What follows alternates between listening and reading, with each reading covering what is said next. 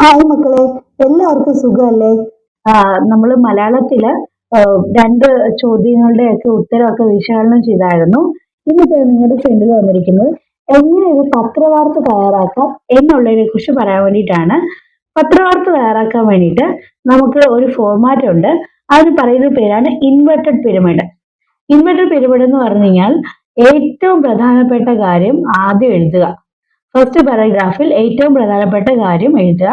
രണ്ടാമത്തെ പാരഗ്രാഫിൽ വരുമ്പോഴത്തേക്കും അതിന്റെ ഡീറ്റെയിൽസ് എഴുതുക. മൂന്നാമത്തെ പാരഗ്രാഫിൽ അതിന്റെ കൺക്ലൂഷൻ. ഇതാണ് ഇൻവെർട്ടഡ് പിരമിഡ് രീതി എന്ന് പറയുന്നത്.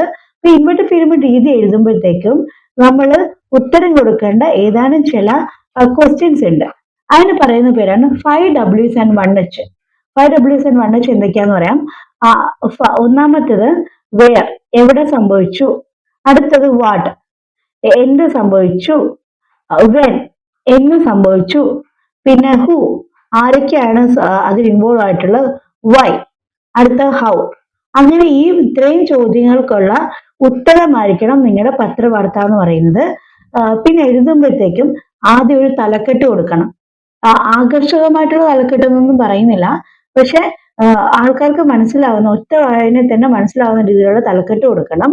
അടുത്ത് വരുന്നത് പിന്നെ വളരെ സരളമായിട്ടുള്ള ഭാഷ, അതായത് ലളിതമായിട്ടുള്ള ഭാഷ. ഭയങ്കര കോംപ്ലിക്കേറ്റഡ് ആയിട്ടൊന്നും എഴുതേണ്ട കാര്യമില്ല. എന്താണ് സംഭവിച്ചതെന്നുള്ളത് കൃത്യമായിട്ട് എഴുതുക എന്നുള്ളതാണ് അടുത്തൊരു കാര്യം എന്ന് പറയുന്നത്. ഇത്രയും കാര്യങ്ങളാണ് ശ്രദ്ധിക്കേണ്ടത്. പിന്നെ അതുപോലെ തന്നെ നമ്മൾ ആരെങ്കിലും കുറിച്ച് എഴുതുമ്പോൾ ബഹുമാനിക്കേണ്ട ആൾക്കാരെ കുറിച്ചിട്ട് നിങ്ങളുടെ പത്രവാർത്തയിൽ എഴുതുന്നുണ്ടെങ്കിൽ അവരെ ശ്രീ അല്ലെങ്കിൽ ശ്രീമതി എന്നുള്ള രീതിയിൽ അഭിസംബോധന ചെയ്യാനും മറക്കാൻ പാടില്ല. അപ്പൊ എന്തൊക്കെയാണ് വേണ്ടത്? ഒന്നെന്ന് പറയുന്നത് തലക്കെട്ട് വേണം. പിന്നെ ഈ പറയുന്ന 5Ws and 1H ഉത്തരം കൊടുക്കണം. പിന്നെ ഇൻവെർട്ടഡ് പിരമിഡ് രീതിയിൽ എഴുതണം.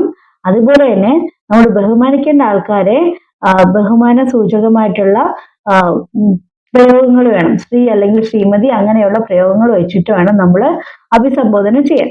അപ്പൊ ഇതൊക്കെയാണ് പത്രവാർത്തന എഴുതുമ്പോഴത്തേക്കും പാലിക്കേണ്ട കാര്യങ്ങൾ. അതുപോലെ തന്നെ ലളിതമായിട്ടുള്ള ഭാഷ, അതിന് കോംപ്ലിക്കേറ്റഡ് ഒന്നും ആക്കേണ്ട.